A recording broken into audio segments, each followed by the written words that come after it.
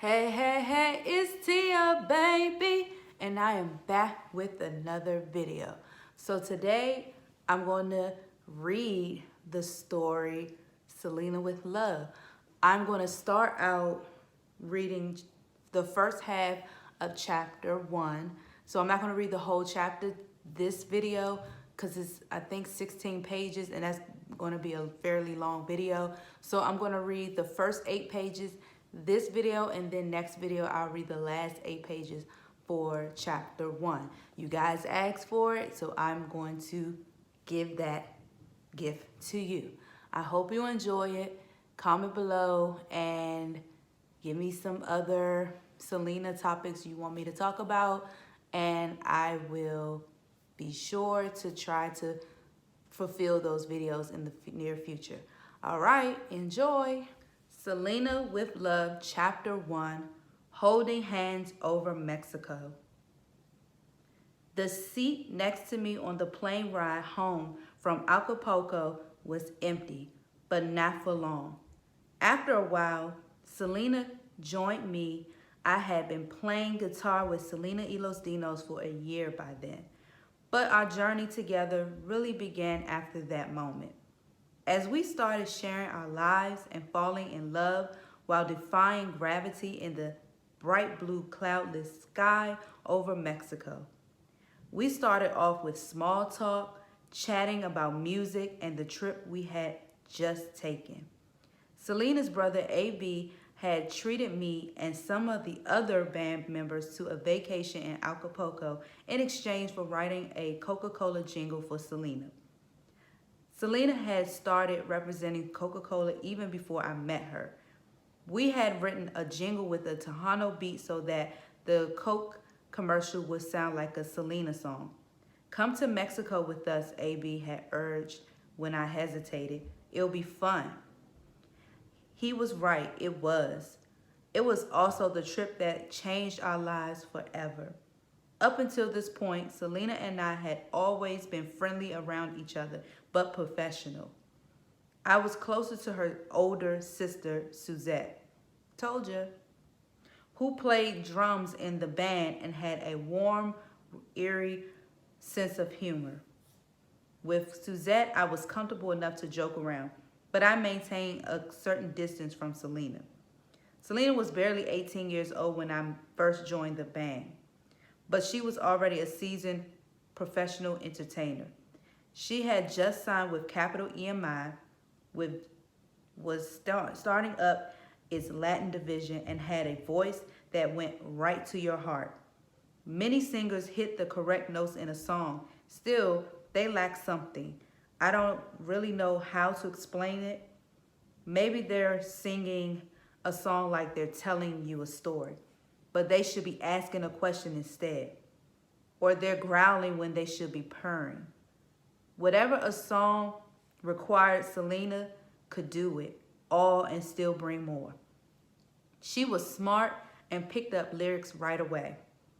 More importantly, though she had a musical range that went from a deep growl to a high soprano, and she could convey raw emotion with her voice, whether she was singing about love, loss, betrayal, or anger.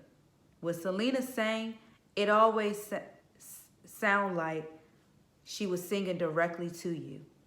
Everyone who heard felt that. She had more stage presence and control over a crowd than any other person I've ever met. It didn't hurt that she was beautiful and had a figure that could stop traffic. When my guy friends found out that I was playing with Selena's band, they always teased me about her looks.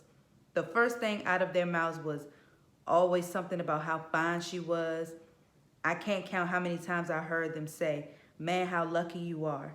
You get to stand right behind her in that band and watch all going on right there in front of your eyes." Yeah, I said, but the important thing is that she can sing. Since joining the band, I hadn't had the chance to spend time alone with Selena. We were always in a group, whether we were on stage, on the bus, going out to eat, if we were amped up after a show, in the studio, or playing video games. Still, It didn't take me long to realize that Selena and I were polar opposites. She was lively and outgoing and loved being the center of attention. Meanwhile, I had a quiet, observed whatever was going on from the fringes, often just listening to music on my headphones or playing my guitar while everyone else fooled around. It didn't take Selena long to start joking about me being too laid back. Sometimes I provoked Selena deliberately just to tease her, and we quickly developed a little comedy routine around this. Selena would start talking while we were together with everyone, and I pretended that I wasn't paying any attention. I just keep staring ahead with my headphones as if I could see right through her. Selena would come stand right in front of me and then start moving her head from side to side saying, "Hello, I'm right here." If I could keep from laughing, she act like she was slapping me awake and I pretend to be startled. This got a laugh out of her every time. Selena was always a lot of fun on tour. Besides, joking around with me, she would pull pranks on the rest of the band members, challenge us to beat her at video games, or sneak food out of Suzette's hidden stashes of chips and cookies. It was only in Mexico, though, that Selena was truly free to be herself and to act like an independent woman instead of everyone's kid sister. You didn't have to be 21 to drink in Acapulco, so Selena and I were now able to go bar hopping with the rest of the band. She stands shoulder to shoulder with me, lean against me a little, and talking excitedly about which restaurant we would go to that night or what we might do with the others. Once at dinner, we sat next to each other and I was conscious of her warm thigh pressing against mine.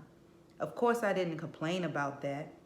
On this vacation, beneath the swaying palm trees of Acapulco, I couldn't help but become increasingly aware of Selena's physical presence. Her body enticed me, even though she always wore cover-ups over her bikini. I tried not to stare at her, but I did anyway, watching her out of the corner of my eye when I thought she wasn't looking. A few times I had caught her looking at me too. When we weren't on the beach, in the pool, or in the bars, we rented little boats on a cove and sped around. Selena was a daredevil, and she'd get hysterical every time we did this, laughing harder than I've ever seen her let go. She had a great contagious laugh, and pretty soon the rest of us would be hysterical too. Now that I was sitting so close to Selena on the plane, I was having trouble catching my breath. It was almost unbearable to sit there and not touch her. The air felt charged between us as Selena kept up the conversation, somehow managing to draw me out emotionally. I ended up telling her about how I first started playing music, my parents' divorce, and my dreams about becoming a rock musician. Dreams I had temporarily set aside to play Tejano music. Finally, Selena leaned a little closer and asked about my girlfriend back in San Antonio. "She's fine, I guess," I answered, though I haven't talked to her since we left for Mexico. And we had talked for a little while longer. Selena asked, "Would you look after something for me?" She reached into her purse and pulled out some proofs from a photo shoot she had done recently. "Tell me what you think of this," she said. "Be honest." She handed me the picture and I flipped through them. For the shoot, she dressed in a black bustier top and black tights, and she was standing on the beach. She looked amazing. She looked incredible. "You really think I look incredible?" At that moment, the plane hit turbulence. I had never flown before this trip to Mexico, so the sudden jolt terrified me. I react by grabbing the armrest between our seats. Selena laughed because I looked so scared. I laughed with her, but I was aware at the same time of feeling the side of her hand brush against mine. I wondered what would happen if I grabbed her hand. I thought it would probably either be a huge mistake or the best idea ever. And then we hit another bump, and Selena took my hand, as she assured me that everything would be all right. I forgot all about the turbulence. I probably even forgot about that we were on a plane. I was too busy freaking out. I was happy. I was scared. And I didn't know what to do next. I just sat there with my fingers intertwined with hers, hardly able to speak, my heart pounding. Calm down, I told myself. Lots of friends hold hands. Selena took mine because I was scared. That's all it was. Friends holding hands. Selena must have read the emotions playing on my face because when I dared to turn and look at her again, she said, "Is this okay? Are you cool with this?" "Sure," I said.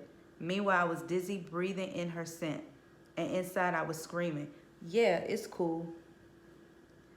We sat there for the rest of the plane ride, talking and holding hands as if we're something we did every day. That was it. But something had changed between us. When the plane landed, nobody seemed to have noticed anything, or if they did, they kept it to themselves. Selena and I hugged goodbye, and we did the same with everyone else. The rest of the band drove back to Corpus, but I went directly to my apartment in San Antonio, my girlfriend at the time and my life as I knew it. I was determined to discount everything that had happened on that flight home from Acapulco as a one-time thing. There was no point in getting involved with Selena, I reminded myself, because her protective father would never allow it. At the very least, it wouldn't be professional behavior on my part. At the very worst, I might lose my job. However, as the days passed between my return from Acapulco and my next tour with Selena and the band, something started happening to me. I began to think about Selena constantly, her eyes, her lips, her body, her laughter, and feeling anxious to see her again. A part of me hoped that she felt the same way about me, while part of me hoped even more that she didn't, so that we could stay friends and keep playing music together. The first time I heard Selena sing, it never crossed my mind that I would ever play in her band, much less that she would one day become my beloved wife. I was playing guitar in Tejano band fronted by another young singer, Shelly Lares. Even though Selena lived in Corpus Christi, about 2 hours from San Antonio, she and Shelly became friends, partly because there were so few women in Tejano music at the time. One day, Shelly asked me to listen to Selena's new album, Preciosa, and tell her what I thought. I looked at the album cover. Great looking girl, I thought, studying her dark hair and warm brown eyes. I flipped the album over and saw a picture of the whole band, which included Selena's sister, Suzette, on the drums, and her brother A.B. on the bass. The musicians were young and dressed hip for the times, especially for a Tejano group. "They're pretty cool looking," I told Shelly. She was just nominated for the 1988 Tejano Female Vocalist of the Year. Shelly told me with a trace of envy. Her brother was nominated for Tejano Songwriter of the Year. Listening to the album, I knew instantly why Selena y los Dinos were rising to the top in the Tejano world. Selena's voice was outstanding, and this group was adding unique sounds to traditional Tejano music. Not that I was an expert, but I was new to Tejano world. And in fact, I often felt like an imposter. I was a 19-year-old rock guitarist whose favorite groups included heavy metal bands like Motley Crue and Def Leppard. My initial reaction when my high school friend Tony Lars first tried to convince me to join his cousin Shelly's band was foot-dragging resistance. Tejano music, a mix of traditional Mexican folk music, polka, and country western song sung in Spanish, sometimes with English lyrics mixed in, had been part of my childhood as a Mexican American growing up in Texas. But it was the only kind of music that I seriously hated. When I was a little kid riding in the car with my grandmother, she put Tejano music on the radio, and I'd be in the backseat covering my ears, shrinking. No!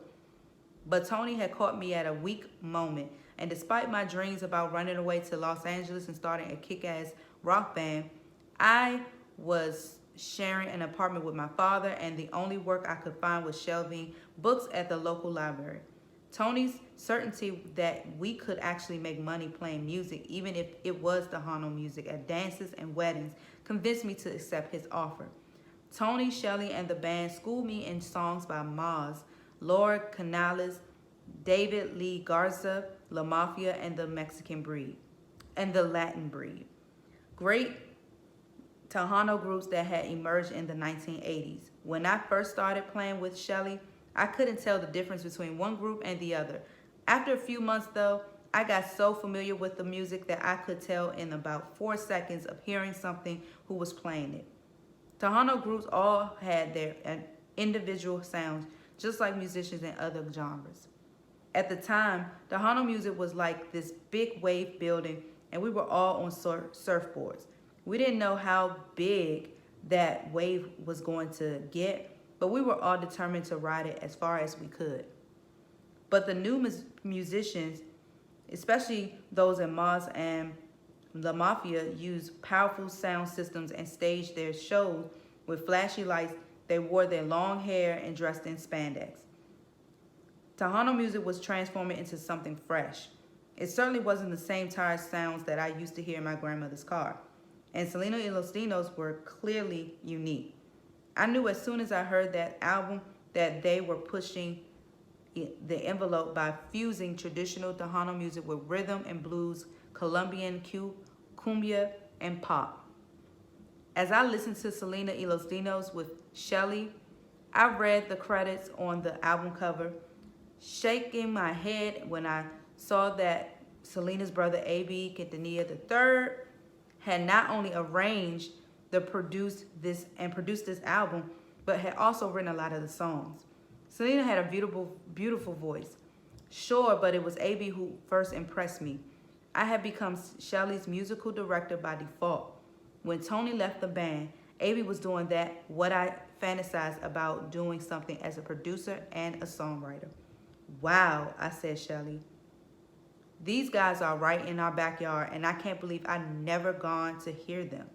People are saying Selena y Los Dinos are going to sign a record deal with EMI Latin, Shelley said. Want to come see them at my house? I have a videotape. Sure, maybe we can cover some of their songs, I said. That night, my friend Rudy Martinez, who played bass with our band, drove over to Shelley's house with me. We gathered around the television in the living room as Shelley inserted a tape into her VCR. The video was fuzzy. It had been shot with the camera on a tripod. But I could tell that Selena was already a showstopper. She had a cute figure. She could dance like no one else, and her voice was incredible. Even seeing Selena on this small screen, I felt her command of the stage. She had the audience standing up and dancing with her, and she had worked the stage from one side to the other, excluding energy and charisma. Even if I hadn't noticed Selena looks myself, Rudy was determined to make me sit up and pay attention. Whenever he thought Shelley wasn't looking, Rudy would nudge me in the side with his elbow while we were on the sofa watching the tape. Check it out, he whispered. Yeah, I see her, I said. Oh man, he said. I know, I said. But I wasn't really looking at Selena anymore. To me, she was just another entertainer. I was a lot more focused on watching the band and analyzing the instruments. Afterwards, Rudy and I drove home together. Dude, Rudy said, did you see that? Yeah, I saw it, I said, still deep in thought about the music. Los Dinos sounded pretty good. He laughed. No, dude, the chick in the video, she was smoking hot, man. I laughed too, never once imagining that in only a few short months I would be playing guitar in Selena's band, or that I had just seen my future wife on a videotape. That Selena look and sound so comfortable on stage was only natural since she had been performing since her childhood. Her father, the dictator, was a second generational Mexican-American with musical aspirations of his own. In the early 1960s, he had sung with a doo-wop group band called Los Dinos. Dictator and his group managed to get one hit on a Corpus Christi pop radio station. But when they couldn't break into the top 40s, Los Dinos turned to Tejano music and played in dance halls. Dictator eventually gave up music to support his wife Marcela and their children by working for a Dole chemical company in Lake Jackson, Texas. The thing is, Dictator may have given up playing music, but he never stopped loving it. Yeah, because he planned it on his kids, in my opinion. And may have been going to that chemical plant every day, but he still played his guitar at night after work.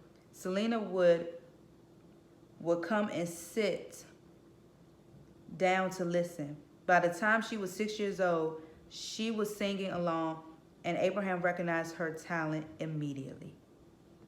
So that was the end of the first half of chapter 1. Again, I will read the second half of chapter 1 next week.